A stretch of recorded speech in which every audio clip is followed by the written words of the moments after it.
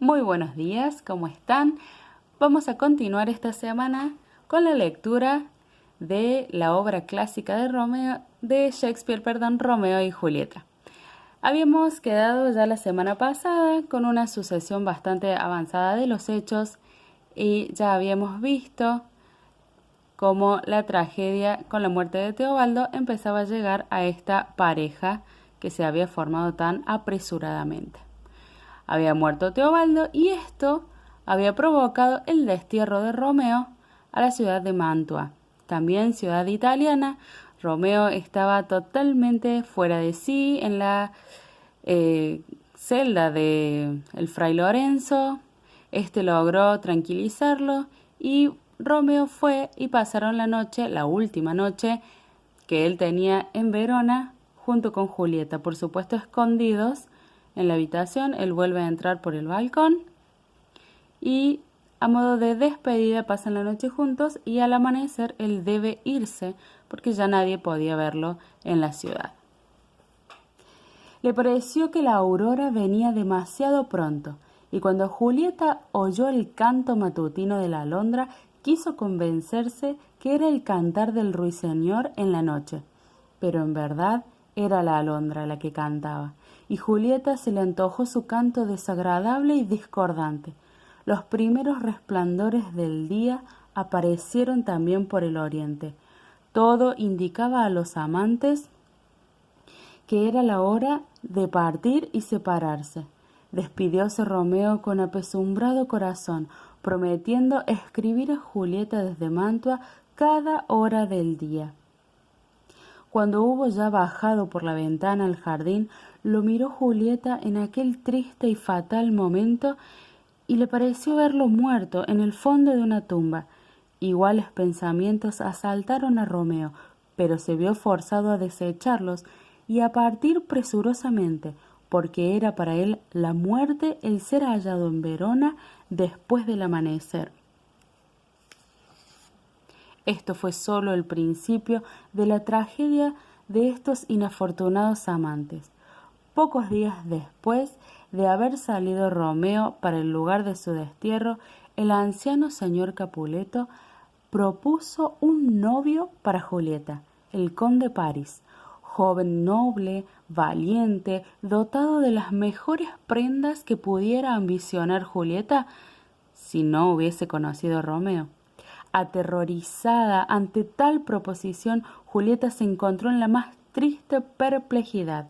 Alegó que todavía era muy joven para el matrimonio, que estaba de luto por la reciente muerte de Teobaldo, la cual no le dejaba humor para recibir al novio con alegría, y que hasta le parecía indecoroso en la familia celebrar una boda cuando ni siquiera habían terminado los funerales.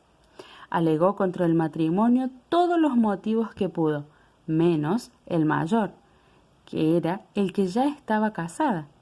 Pero el señor Capuleto se hizo el sordo a todas las excusas y en forma autoritaria mandó a Julieta a que se preparase, porque el jueves siguiente se casaría con el conde Paris, habiéndole hallado un marido rico, joven, noble, tal que podría aceptarlo con gusto la más orgullosa doncella de todo Verona. No podía soportar el padre que por timidez, como él suponía, pusiera ella obstáculos a su buena fortuna.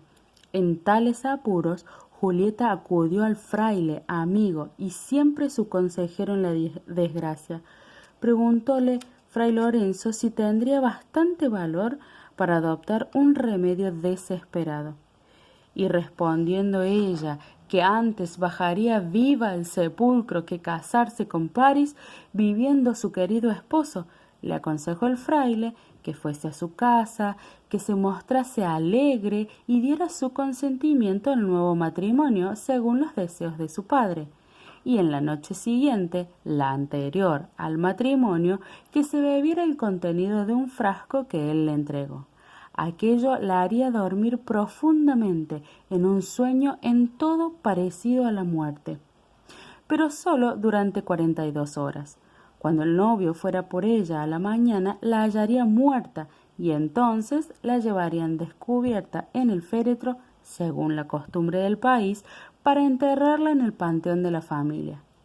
Si pudieses vencer el miedo y consentir en esta terrible prueba, a las 42 horas exactas después de bebido el líquido, se despertaría como de un sueño. Entretanto, él habría avisado a Romeo, el cual vendría y se la llevaría consigo a Mantua durante la noche. El amor por un lado y el miedo a casarse con Paris por otro dieron a Julieta bastante ánimo para someterse a tan terrible aventura, así como el frasco, y prometió al fraile que seguiría sus indicaciones. Al salir del monasterio encontró al joven conde Paris y con un modesto disimulo le prometió que sería su novia.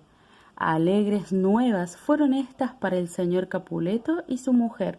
El anciano pareció rejuvenecer y volvió a querer y acariciar a Julieta, ya que era obediente en aceptar al conde Paris.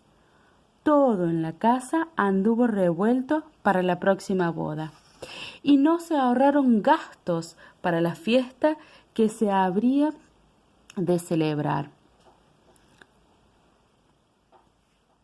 El miércoles por la noche, Julieta iba a tomar la bebida. Tuvo recelo de que fray Lorenzo, para evitar las murmuraciones por su matrimonio, le hubiese dado un veneno. Pero pensó que todos lo tenían como un santo. Luego le asaltó el pensamiento de que podía despertar antes de la llegada de Romeo y quizás se volvería loca al encontrarse en la tumba entre los huesos de muertos y cerca del cadáver ensangrentado de Teobaldo. Y aún pensó en los cuentos que había oído sobre las almas que discurren por los lugares donde hay cuerpos muertos, pero volvió a despertársele el amor a Romeo y la aversión a Paris. Tomó pues la bebida y quedó insensible. Cuando el joven Paris vino muy de mañana, con música para despertar a su novia, se encontró que el aposento nupcial se había convertido en una capilla ardiente. ¡Qué muerte de sus esperanzas!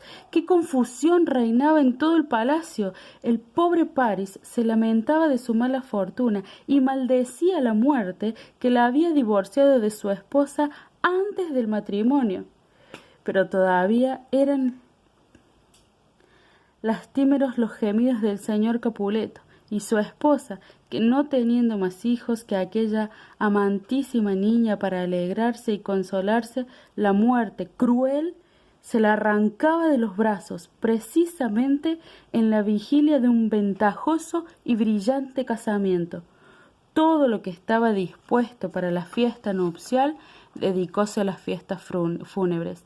La alegría de la boda sirvieron para un triste entierro. Los himnos de amor se tornaron en cantos mortuorios. Los instrumentos de baile en melancólicos campaneos, y las flores que iban a adornar a la novia adornaron su cadáver.